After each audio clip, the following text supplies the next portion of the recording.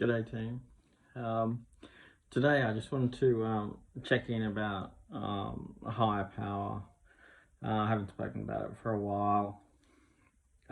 Basically, awakening your higher power, whether you do that through Kundalini or anything else, any other way that I'm not aware of.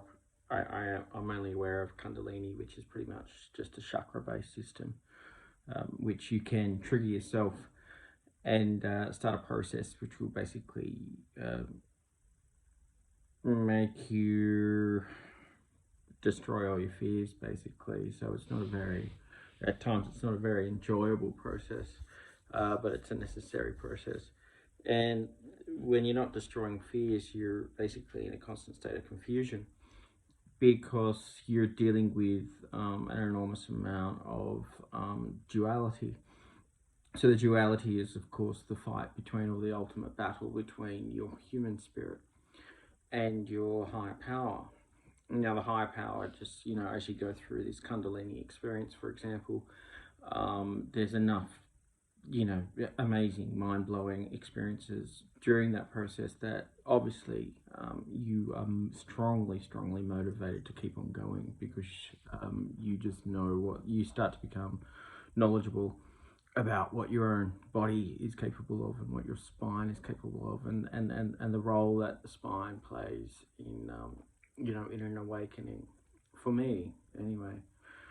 And just recently, well, very recently, everything's very recently for me. It's like at the moment, it simply feels like one day is the length of a lifetime. The lessons, the experiences are just so intense and so amazing, and they're feeling pretty good at the moment. To very good, which is great, for me, and something I'm really happy about, finding a bit of peace, which is it's like the peace is like the antithesis of a Kundalini awakening. Um, yeah, you just kind of grab onto it, and then you start to realize that it's not going to last, and it's much like what we refer to as downloads. Some of these downloads, it totally, at 1 o'clock, 2 o'clock in the morning, it totally removes the duality. And I used to go, oh, this is great, fantastic. I'm going to wake up and I'm going to have no duality, and oh my God, and blah, blah, blah. I can do what I want. And it was all across here at the front of my head, it was just gone. And it just basically just maybe, pineal source, whatever the case may be, well, it had just totally taken over, and I got so excited. And then after this happened a few times for different lessons and experiences, I realized that it wasn't, in fact, the reality. It was merely a download, and then it's like a glimpse into what we're capable of. A glimpse into our dreams, goals, aspirations, and then you wake up in the morning and go, instead of going, where's it gone? It's gone. It's gone. Where's my clear mind gone? It's more of a case of accepting that it's just an eye-opening sort of experience, and then it's your job to put your each foot in front of of the other, walking towards that goal. And that's just very, very small steps for man. Yeah, but at the moment I've come up with a really sort of clever mentality, which is kind of, I've got that same sort of feeling that I have during downloads, and and what I've kind of proposed to myself and to higher power, because it's just this battle between, I'm not, at the beginning you go, oh my God, my higher power can kill me, and you get so scared, and that's just like far out. That was like years ago, and and then you just have this tussle, and it's like, I'm in charge. No, higher power's in charge, and of course this is just duality issues. Um, but at the moment, I've kind of resigned to the fact that my mind, which I haven't rated that highly since I've read the Tao Te Ching and the Lao Tzu's Tao Te Ching, and the way of Zhang Zhu, I think you pronounce it, Zhuangzi. I don't know. Someone actually pronounced these to me, and it was like totally foreign, like the actual pronunciation of the Chinese masters. And I'm like, okay, yeah, I'll just keep on calling him Lao Tzu, where it's Lao Tzu or something like that. Anyway, um, yeah, so where I'm at the moment is just basically that my mind, like I said, I haven't really rated the mind very much, especially this part of the mind, which is the front, sort of thinking, oh, I gotta think my way through this process, I gotta think my way out of this. It doesn't work, it never works. You've got your heart, you've got your intuition, you've got your heart. And for me, my heart is my brain. Intuition seems to be this clever gland that's in my brain that might be able to do magic here and there, and then you got the sacrum up to the point. Anyway, I don't want to get distracted. But basically, I've demoted my mind to an admin role. And I kind of made a deal with higher power, and this deal's kind of sticking. We'll see how it feels tomorrow. But basically, my higher power comes through my spine, through my arms, through my whole entire body, and it just creates movement. And some of the people that I follow, I've noticed that other people are doing these very similar movements, and it's real nice to see. And you'll see when I'm excited on one of your posts, because I'm like, oh, this is amazing, this is brilliant. It's because I relate to it. You know, I think we're all a bit like that.